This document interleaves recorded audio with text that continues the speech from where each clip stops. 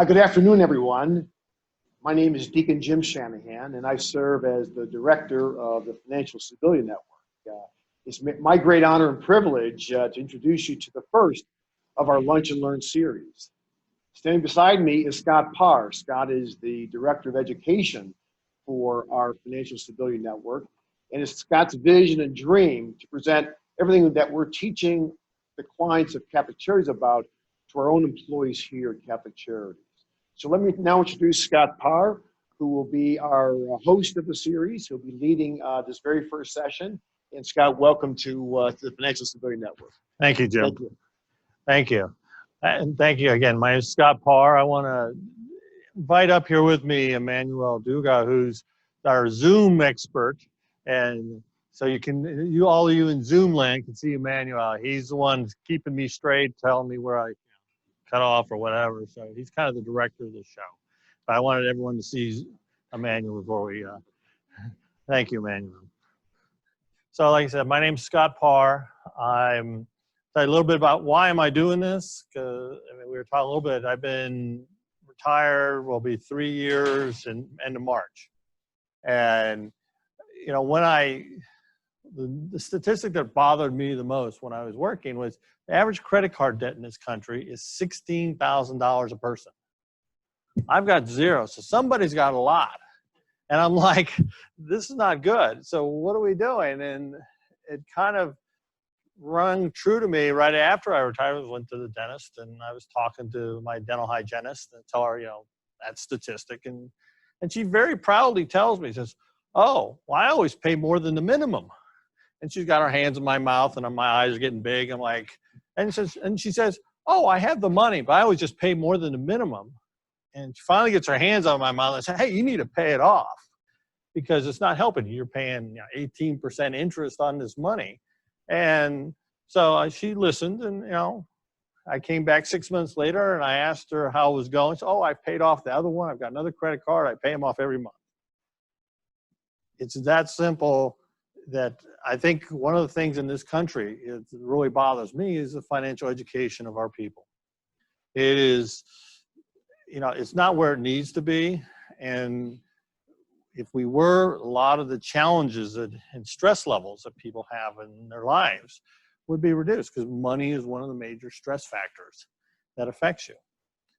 So that is one of the reasons, one of the main reasons I wanted to get involved. And I luckily found Jim and Financial Network to find what I can do and help try and solve this problem.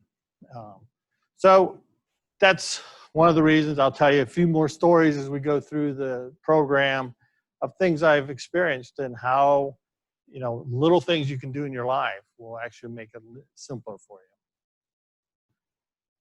So how are we going to run the program? So if you have questions and you're on site, we'll hold those to the end. There's a piece of paper here.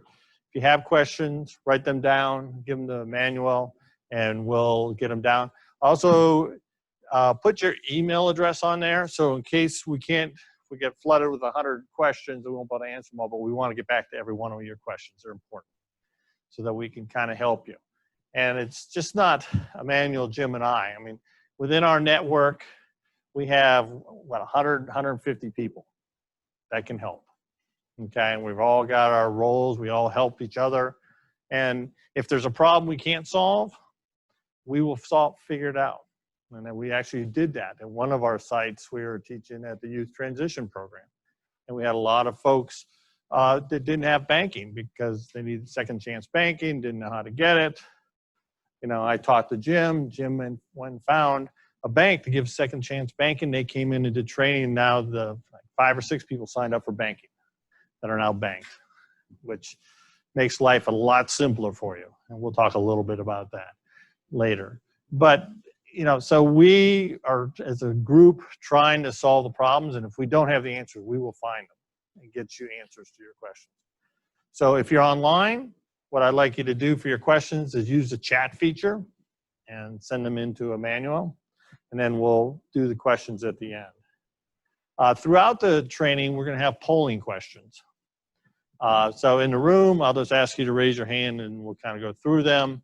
Online, you just answer them, and after each question, then we'll kind of show the results where we are as a group that are in the training today.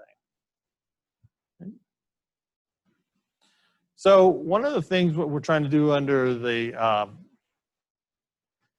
is build self-sufficiency for everyone that we train, and that's really the kind of the goal is, you know, it's your health, your education, and your financial stability are really the key points that, you know, a three-legged stool that how do we, you know, get people in a good place. And a lot of those folks that you're working with in your programs know that we actually do training for them. That was how we actually started. And how this idea for Lunch and Learns, I just didn't come up with this when I walked in. It was actually going to doing the training, and that the employees, Catholic Charities, wanted to sit in the training because it was good information. So I said, well, why aren't we doing this? So I've been working with Jim for about a year on this to get this to come to life for what we're going to do. So this is going to be on every second Monday for the whole year. So put it on your calendar, the second Monday, and we'll have different classes each month, and we'll talk about some of those. Okay. So here's kind of a framework to the financial stability. You know, try to increase the income. You have the EITC, Earned Income Tax Credit, which we will talk more about next week. It may not apply to you, but it may apply to some of the people you're working with. Your development, credit repair, credit reduction, those are things that we can help with. Decreasing expenses, increasing income, and all that. A lot of it, and you'll hear me talk a lot today, is about the way you decrease your expenses is not just, you know, cut. Do you know where your money is going today? So how much did you spend on Starbucks coffee last year? Or, you know, those type of things. If you're tracking your expenses, which sounds hard, doesn't it? You know, I have to sit down and write them or go through it. Some makes it a little easier. You can then make decisions. Is my spending matching where my goals are in life and what my priorities are? So building assets, budgeting, savings campaign. You know, one thing I do caution on the budgeting is people have budgets. I mean, I'm a CPA. You know how many budgets I've hit in my life? 0. None. Companies I've worked for, you know how many they hit? None. A budget is a plan, and it's good for the day you make it. Okay? You overrun, you know, I don't plan that my car is going to get a flat tire. I need a new tire. But I have to pay for it, and hopefully I have my emergency fund to pay for that. So I've overrun my auto maintenance bill count. So then I'm going to take money out of somewhere else. The whole point is keep the budget in line. So I may have, well, guess what? I'm not going to the movies this weekend or for a couple weeks, so I got to pay for my tire or whatever, my entertainment or whatever. So you can make those choices on where it goes. So don't let the budget be a thing that gets you depressed. It's a snapshot in time. Okay. So we can kind of see this, and we'll kind of be going through this whole thing. So I want to jump into income. So understand where your income comes from is the first step to meeting your needs. Okay. So income is money you receive, and there are different types of income that are out there. You have earned income from your job, income from assets or investments. So if you've got money, if you own a house, or even if you're renting a house and you're subletting a room in your house, that would be other income coming in. Any public benefits or entities that pay you money. Other benefits and entitlements, other income. Under assets, investments you could also have if you've got investing in mutual funds or any of that. So we'll go into that a little bit more. So gross income versus net income. Everyone understand what you get paid is your gross income. Okay, you're getting paid $60,000 or $50,000, whatever it is a year. and you're going to, let's say it's 48 for simplicity, so you're going to get paid $4,000 a month. That's your gross income. Do you see $4,000 a month in your paycheck? No, you don't. Okay? That's your net income. How much is actually you're taking home? What the difference is your deductions. Okay? And in deductions, let's see. So we'll talk a little bit more about deductions a little bit here. So that's the delta. So you have your gross incomes, what you make, your deductions gives you your net income. Okay? Other things that are out there, garnishment. So if you these aren't good things for you to get involved in, but let's say you didn't pay somebody and they go to court and they garnish your wages. So they could take part of your wages from your employer, would pay them for part of your paycheck. They can go in and take it from your account. Or a treasury offset, that's when you haven't paid your taxes for prior years and you get a refund. Uncle Sam says, oh, you haven't paid last year, so we're going to take your refund. Okay, so those aren't good things. You want to try and avoid those. So the ways how do you receive cash? How to receive income? So we have cash, here's paper checks, direct deposit, payroll card, electronic benefits transfer. So here's our first polling question. So Emmanuel's going to poll our audience, and I'm going to go through how many people cash is the way they get it, the most of their income. Paper check, direct deposit. Hallelujah, great job. Payroll card, electronic benefits transfer. Okay, I know some of the clients that I worked with in, I think it was youth transition program, they were doing a payroll card because they didn't have a bank account. So it's important you have a bank account. So Emmanuel, are we ready to show the results? All right, we have some with a paper check and just about everybody's direct deposit. A paper check is nice, but now you have extra work to do if you're getting a paper check. Now I've got to go to the bank and deposit it, or I've got to go to someone else to take my check and turn it into cash for me. Direct deposit is definitely the way you want to go, and most of you have done that because it immediately goes into your account. It's available the day that your check comes in. So if you get paid on a Friday, it's available Friday morning. It's not like, oh, I get the check at noon and I have to go to the bank. You do a paper check in the old way. So, okay. Understanding your pay statements. This is a challenge I think a lot of people have. You know, when you look at all those deductions, what are they and what am I getting for them? So on there, you have your personal information, your pay period, your pay date, gross pay, deductions, your net pay, and then also what your employer is contributing in your name. So some of the required deductions are your FICA, which is federal law. It basically requires you to pay Social Security tax and Medicare tax. Now, how many of you think Social Security won't be there when you get there? Any of you? I've got one in the audience. There, you know, one of the things when you hear they say it's going to go bankrupt, what they mean is there's not going to be enough funds, more funds going out than what they have in the account. Does that mean when in 2035 or whatever year it's supposed to go bankrupt that nobody gets anything? No, that's not what it means. What it means is they're only going to get income in probably to cover about 80% of what goes out. But so they're going to take what comes in from all the workers and they're going to send it out to the retirees. So their amount of the retirement under Social Security may drop to 80% of their normal check. Now, if Congress does their job, which they have every other time this has come up, they'll come up and modify the program a little bit, and so that this doesn't happen.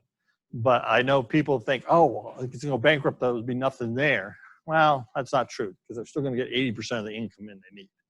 So there'll still be some there. So it's not as dire as, you know, if you listen to the news media, you know, the world's going to end. It's not like that. Medicare, this is for when you get to age 65. Currently, it pays for your hospitalization, part of your medical expenses going forward.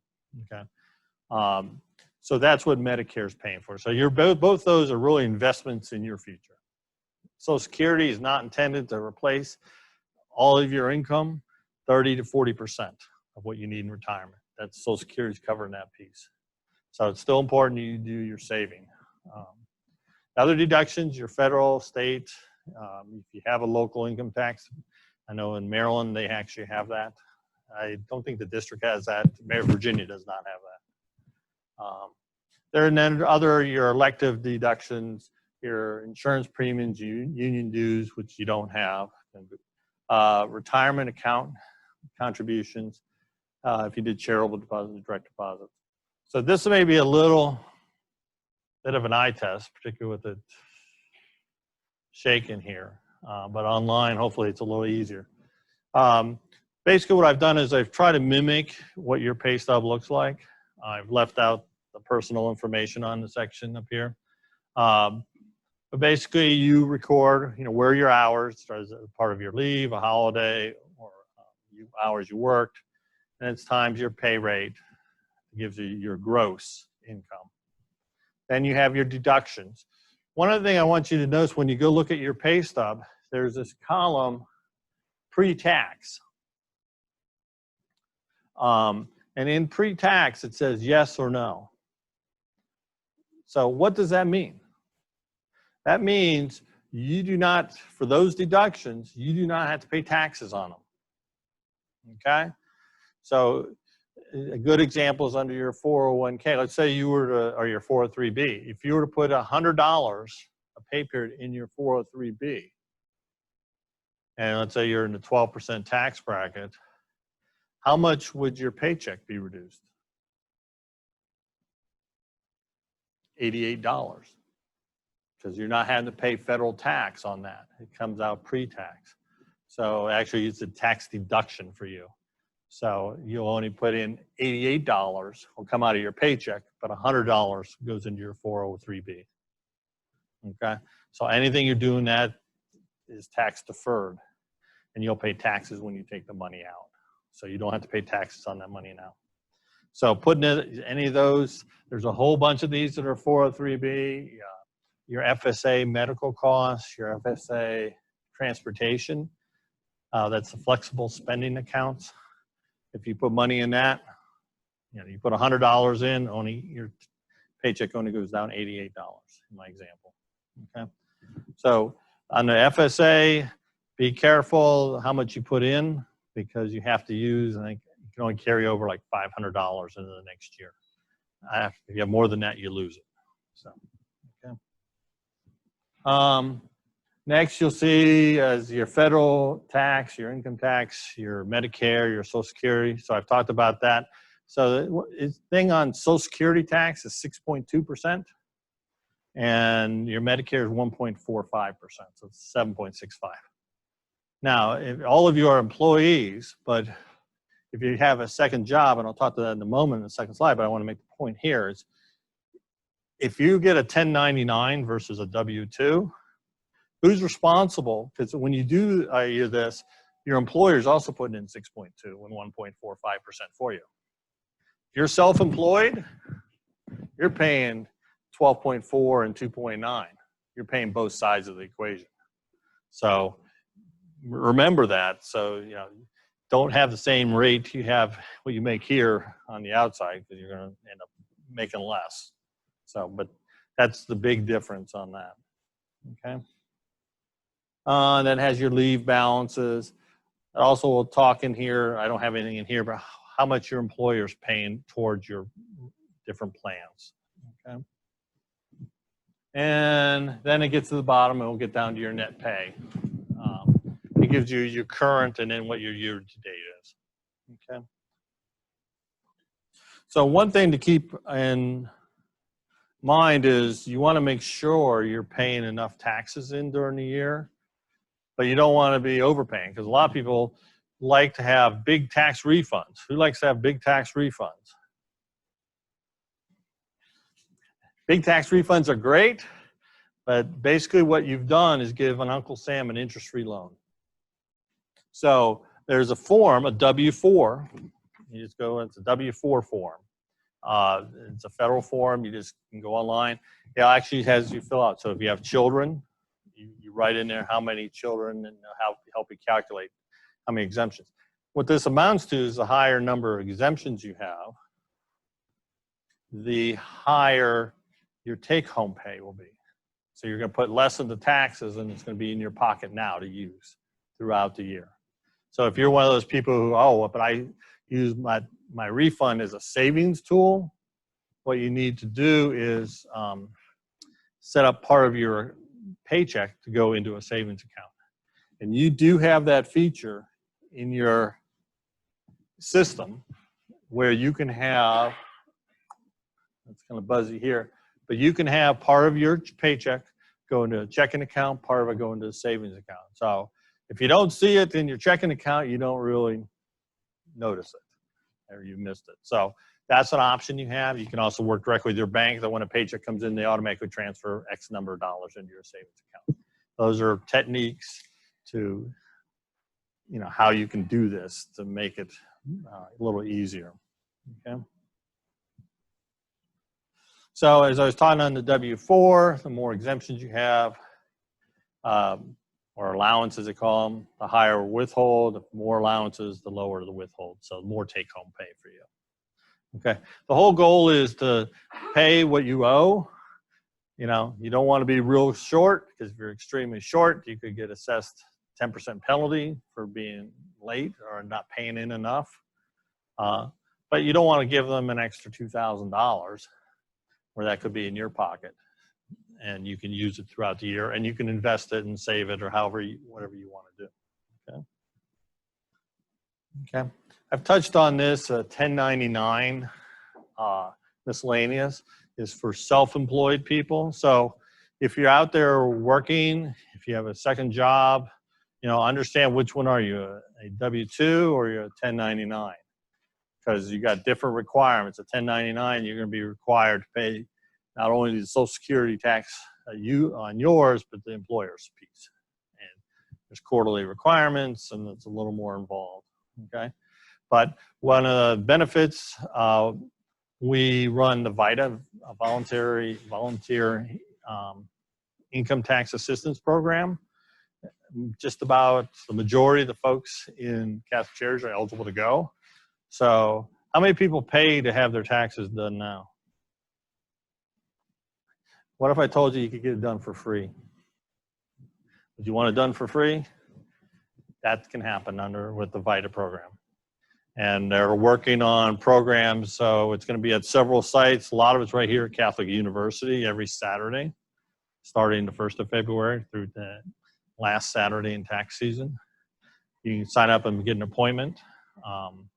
So more information will be coming out on that. Next month, actually, Jim Gannon, who runs that program, will be here talking, and he's going to do the presentation talking about taxes. Not only your taxes, what you've incurred in the past, what you owe for 99, but what things can I do to minimize my taxes for 2020?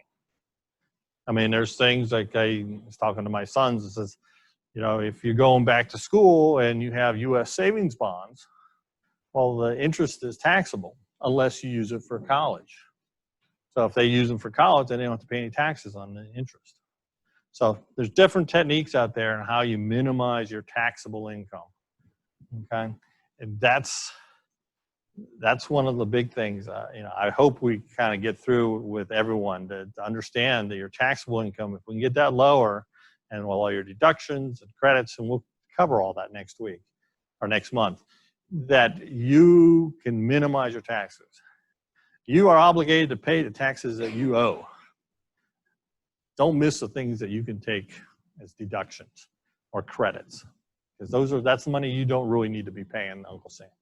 Okay, so our goal is to keep the money in your pocket so that you can use it for other good things.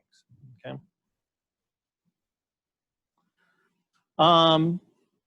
Tracking your income.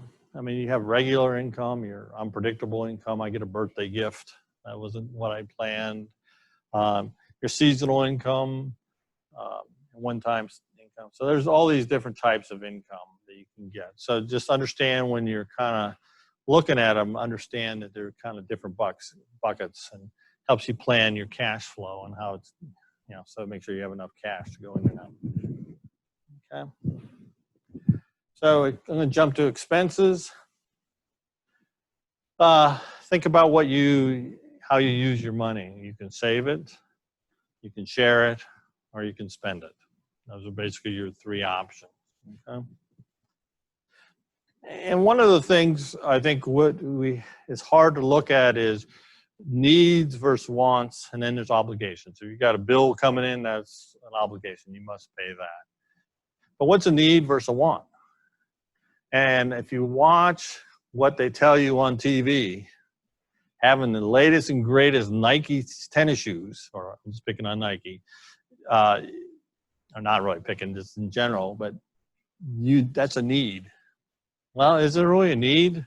Is that shoe going to get you walking from one place to another more efficiently or better? Or for some people, yes, that might be. That gives them the support they need for their feet. For others, a lesser shoe, tennis shoe would work. So understanding what's a need and what's a want. And that, I think, is really hard to try and particularly when you listen to all the social media and everything out there, they're telling you need the latest and greatest. They're trying to get you to spend your money on their product. That's their objective. Not necessarily what's best for you. So when you're watching these commercials, kind of keep that in mind. Is this really what's in the best interest of me, or what they're trying to do? Another example, the grocery stores. Understand the marketing, what they're doing. They list, okay, you get the average. Oh, look, they got, this fruit really cheap, or whatever. What they're trying to do is get you into the store. And then they put the more expensive fruits and other things around it. So they're trying to get you, you buy that, but they want you to buy the things they make a lot more profit on, not their what they call loss leaders. Okay? So if you go in and just buy the loss leaders, you come out ahead. If you go in and buy all your groceries there, and they got exactly what they wanted. They're making more money on you. Is that the best places for you to shop? Could be, might not be. So, but that's their marketing, what they're trying to do. So just kind of being aware of that will allow you to see through some of this, because I always ask, well, is this what my best interest or their best interest? Okay. Tracking your expenses. This is the biggest thing if you walk away from this class, is track your expenses. So many people don't know where their money is going. If you know where it's going, you can make those choices of, is this really meeting my priorities and the way I want to see my money going out the door. Okay. So we got another polling question here. So how do you track your income and expenses? You use a spreadsheet. Use tracking software like Mint or Quicken. A lot of banks provide you software that you can go through and they'll track your expenses. Or I don't track my expenses for income or spending. So in the room, while they're polling out there, how many of you use spreadsheets? How many of you use some tracking software? Okay. How many use your bank software? Okay. And how many do nothing? Okay. You got a wide variety here. You got, see how what we came up with. A wide variety. So first thing I would recommend, you should do some tracking. So it's like, it can be, particularly if it's a spreadsheet, that's a lot of recording of entries. The one that I've been very happy with and really promoting is mint.com. Mint is owned by Intuit, who owns TurboTax, and QuickBooks. Mint is free. The way it works, you can log on, you get a Mint account. You basically tie it to your bank account, tie all your credit cards in. It goes out there, and it pulls all your transactions in. Helps you classify, so you know where your money's going. You need to kind of go through and check it. Also gives you your credit score, so you can keep track of your credit score. So it allows you to see where your money is going. And I think It can be an eye opener. You can, oh, I didn't know I was spending so much money at Starbucks last year. I wonder about, people that go to Starbucks and get the $5 cup of coffee every day for, when they go to work. That's, $100 a month, $1,200 a year on coffee. Is that really the priority in your life? If you are doing that, McDonald's dollar coffee won't work, or making it at home. So, and I'm not going to say, oh, it's right or wrong. It's what's right for you. I want you to understand, where's my money going? And does that really meet where my life priorities are, so that you can make those decisions? But it can also, you can do it on your phone. So you can put in budgets there. Again, a budget is a snapshot in time. So if you overrun one item, that means you need to move some money into that account and take it out somewhere else. You're managing your money. Okay. Your savings should be part of that. Okay. I'm going to put 10% away, or whatever number you can.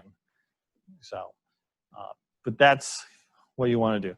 Your banks, their software does a lot of the same things. I don't know that it will allow you to track and pull in all your credit cards into their data. So that would be one thing. The spreadsheet, they tend to be a little more work. So do something, whatever that is. That's the important thing, to do something to track where your money is going. So it matches with where your priorities are. Okay. So move on. Okay. So if you're managing your money, and one of the things you want to have is an emergency fund, and so that if you do those things, none of these things that are going to take money out of your pocket will happen, or likelihood is drastically reduced. Late fees, you won't have interest on unpaid balances, negative credit entries. Credit cards, there are some techniques if you have balances on your credit cards. And we'll touch more on this in detail when we do the credit cards during the year. But if you have that issue, there are credit cards out there that will allow you to transfer balances over at no cost, and they'll give you 15 months interest-free. So I've worked with some people, and they've transferred their credit cards in, so they're not paying interest, 18% interest anymore. And then they're working on getting it paid down. But if at the end of 15 months, they don't have it paid down, then do it again. But don't keep spending and spending and spending. The goal is get rid of credit card debt. Credit cards, the way you want to use them is, give my credit card. Hopefully I got one with some kind of rewards, and I pay it off every month. So, well, we were taught, my sister told me this story about her when she was talking to her friend who had all this credit card debt. And she told her friend, what my father taught me is, you don't put money on the credit card unless you have the money in the bank. If you do that, credit cards are your friend. You can make money, you can get airline miles, you can do lots of different things. And if you're using them and they're not giving you any benefits, that's probably not the best credit card for you, because they'll give you up 1-2% back on your money. So, and over a year that can add up. So, and you can put a lot of your expenses through there, and as long as you, again, pay it off every month. Okay. Ways to pay, in person, by mail, electronically, or via mobile app. Kind of some of us are a little older or remember in person. I don't think I ever remember paying anything. Once in a while I pay in person, but by mail I do some things, but most of mine are electronic at this point. And I assume all of you tech-savvy younger folks are much more tech-savvy than I am and can do that. But that's one of the easiest ways. I know I use my bank, and I go in and put it in. As soon as I get the bill, I go in and put it in, and I put it on the date I want it paid, like a day or two before it's due. Okay? So You know, that's where it helps if you've got some software to help you to keep, okay, what is my cash balances to make sure I've got, you know, money in there. You know, another trick you can do if you have a savings account and a checking account in the same establishment is you can have them linked. So if you do an overdraft, it will pull from your savings account or a money market account in, so you don't get hit with a $25, you know, overdraft fee. Okay, so it automatically moves money. So those are some of the little tricks you can do to, you know, keep out of the trouble on some of these things. Okay, remember, understand your expenses. That's the most important thing. Know where your money's going so that you can make the choices. That's where I want it to go. Okay, I want to switch gears a little bit and talk about some of the future topics we're going to be talking about. We're going to talk this year, again, we'll be doing the training on the second Monday of every month. So I'll put it on your calendar at noon. We'll be talking about the 403B, which is your retirement plan. It's really critical. I'm going to do a little exercise right now with each of you. So each of you need a little piece of paper. If you have a pen. And you on Zoom land, I want you to do the same exercise. You don't need to show your neighbor, but write down your current age. Write down your age. Okay? And how many of you have heard of the rule of 72?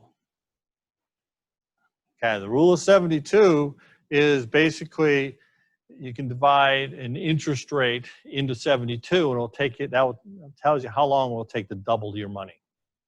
So if I've got 72, I'm going to get 8% in your retirement money. So every 9 years, you'll double your money.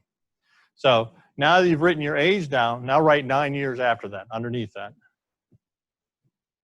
So just start making a column and keep going down until you get to you're in your 67-ish time.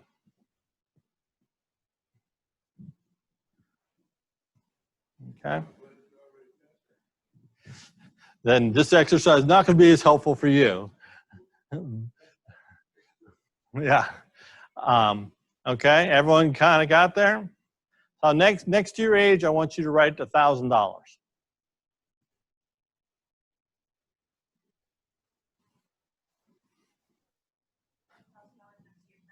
To your current age. Your current age, write $1,000 next to your current age. Now, the one that you wrote for 9 years later, your age, double the 1,000. So now it's 2,000. Now for the next one, double the 2,000. So you got 4,000. And keep going all the way down to your age. So you get to your 67-ish.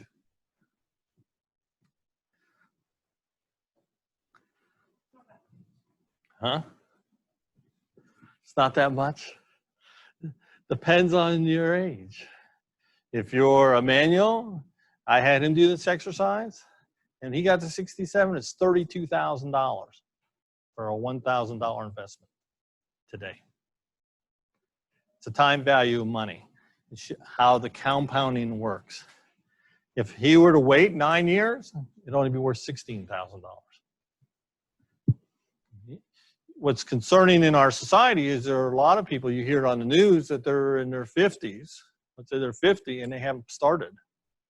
So they're only going to put $1,000 in, they're going to get $2,000. This is going to be worth $4,000. So that is critical for you to think about when I'm saving for retirement. The time is on your side when you're young, and you should put as much as you can, you know, kind of within the whole framework of your budget. But it's going to be a tremendous amount. I started at 22, and I was putting 10% of my salary at $17,221. That's what I started at. I was able to retire at 55, and I've got plenty of money. That's because I started early. That's the critical part on retirement. You must start early. So think about that. We're going to talk about the 403B in a little more detail. We may move this one up as early as March or April. to kind of help you, how much should I put away? How much, there's all these competing priorities in life. So, and then how much do you need to retire? So all that will be in one of the future classes. We'll talk about 403B. If you've got children, 529s, they're college savings account. So all the interest that would grow on an account would then be tax-free if you use for college, okay? And there are other life goals. So we talk about growth and growing your wealth. We talk about banking. One of them will just focus on banking. If you are paying fees to have a checking account, come talk to us, because I think we can help you so you don't have to pay fees. Okay, those are out there. Avoiding identity theft, taxes. Next month, we're going to be talking about not only your 2019 taxes, but also your tax plan for 2020. How do I manage it so I pay the least amount of taxes that I can? Okay. We'll be talking about managing debt, auto loans, credit card, student loans, other credit reports, and how to boost your credit rating. And then we'll talk about renting versus buying. What makes most sense for you? And then if you're looking to buy a home, what is it going to take to get you so you can afford to buy a home? And does the math work? With the new tax laws, some of the math has changed. What used to make a lot of sense doesn't make as much sense today. So, but we'll walk through all that so that you can make a decision that works for you. Okay. So, like I said, the next class is February 10th. Again, noon. If you'd like to join us here at the Anchor Training Facility, sign up. Or if you want to join us on Zoom, you're welcome to do that too. Okay. And I've talked about Jim Gannon will be here talking about taxes. And so, do we have any questions?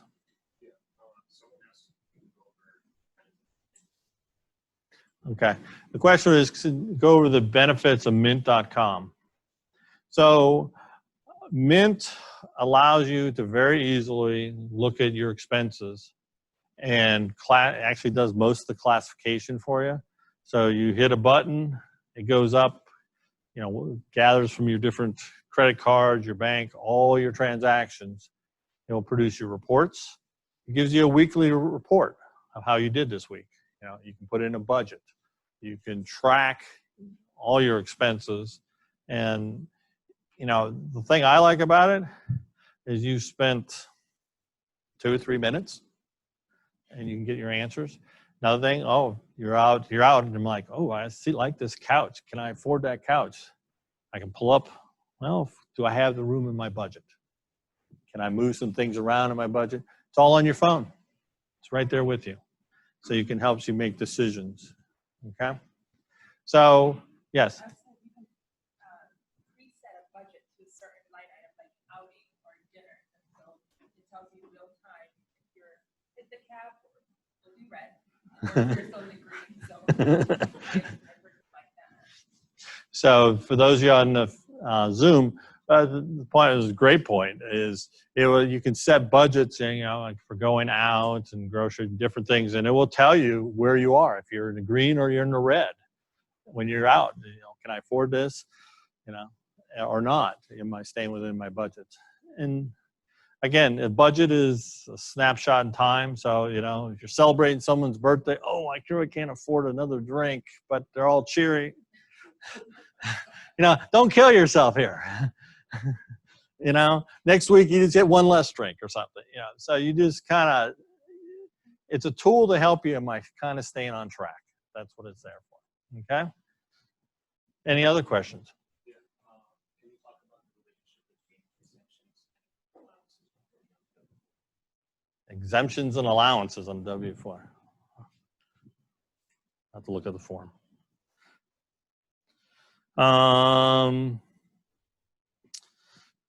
We're going to have to get back to that one. I know next month, if you could wait till next month, Jim Gannon is going to spend a lot of time talking about the W-4, how to fill it out. I'm just kind of bringing it up today.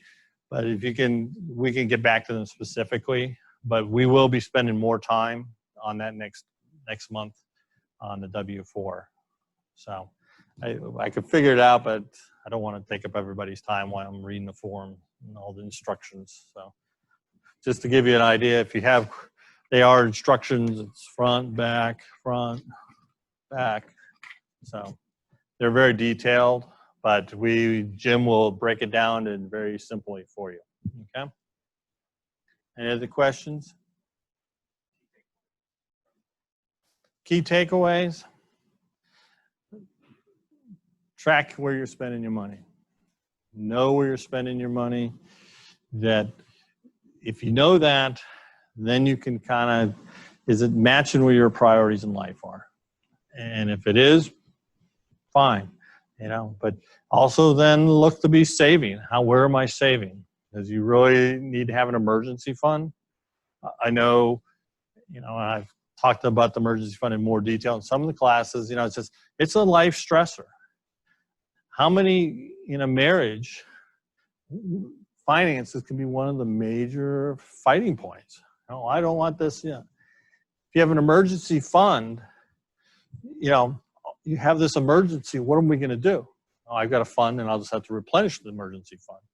But it just reduces your stress in life with an emergency fund. So make sure you have that. So and we'll talk more about that in some future classes too. But, you know, understanding where your money is going, and then, you know, as we keep going on to, you know, savings and, you know, where to invest your money and different things, understand that there's lots of choices or lots of things out there, and we'll cover a lot of that. You know, what's a bond, what's a stock? You know, one of the tax benefits Jim will probably talk about is the municipal bonds. So if they're bought by the state or the city, that you don't have to pay federal tax on those, the interest you make. And if you buy them for the location, you don't have to pay state or local income tax on it. So it's tax-free money to you. So you're not paying any taxes. So we will be talking more about that in future classes, but those are things that, you know, one of the points I made when I was talking to the youth transition people, you know, and there's a bunch of, those you don't know, there's a bunch of guys who were in foster care, they're 18 to 24-year-old guys. And I said, do you think the rich people made their money by working in their job and that's how they made all their money? That's not where they made their money. They made their money by investing and starting low. I mean, I was reading something about Warren Buffett, one of the richest men in the world, right? He didn't start with hardly anything, but he started saving. And it takes a while, but I was doing an analysis for them. By the time about the 9 years you get to doubling, you're making more in interest or in return on your money than you're putting in. You kind of keep putting in money. So that's how those people have made their money. So saving and investing, that's kind of what you need to do. Does it mean go crazy and invest in some crazy stuff? No, doesn't mean that. There's called mutual funds, which, you know, I want to buy a little bit of 1,000 companies. So if any one company goes belly up, I don't lose all my money. That's a mutual fund. That's basically what it does. So you can buy those. And they're not terribly, you know, $500 you can get started. Some of them for less than that. So it's, you know, you just kind of got to start and let time work in your favor. You know, the whole compounding. I mean, the stock market historically has gone up 8 to 10% a year, you know, but if you watch it, it goes like this, you know, all over the place. Last year it was like over 20%. Prior year was down. So, but as a trend, if you had your money there, you would be okay. But there's things to know, and we will talk about when we talk about savings and investing. You need to know, don't get scared. Oh, the market, you know, one of the biggest failures or what most people do when they get scared and the stock market goes down, you know, how do you make money? You buy low, you sell high. The market goes down, they get scared. So what they do, they sell low. They don't get back into the market until it's high. So they've kind of lost both ends. So you've got to be patient on all that. But there's some things we'll put out there to kind of, you know, what's your risk tolerance? And then if you go to any of the brokers, they'll kind of go through it. But we'll talk about that so that you kind of get a sense of, am I willing to be real risky or am I a very conservative person? And that should dictate how you invest. Okay. Okay. So, but those are different types of things we'll be discussing in the future. Questions? Okay. Well, I appreciate everyone joining us today. Hopefully you've got a lot out of this. I'm excited about this. I'm working on, and I don't know how I'm going to do this because I'm not a lyricist or a singer, but how many of you know the Pointer Sisters, I'm So Excited? You know that song? I'm rewriting some of the words so it's more appropriate for here. But I think it'd be cool to have that kind of start. So, but I need some help. So that's something I want to work on, but I think that'd be fun. But this knowledge will make a difference in your life. Last thing I'll leave with, my dream doing this. Why am I doing this? So I want to make a difference. And how, I think I'll be dead before a lot of these things happen. But, when you're out there and you're out there talking with your grandchildren and they go, Grandma or Grandpa, how did you make your money? What did you do? How did you make this happen? And they go, oh, I went to this class at Catholic Charities, and it kind of pointed me in the right direction. I'll be very happy as I'm looking down upon all of you. Okay, thank you. Okay.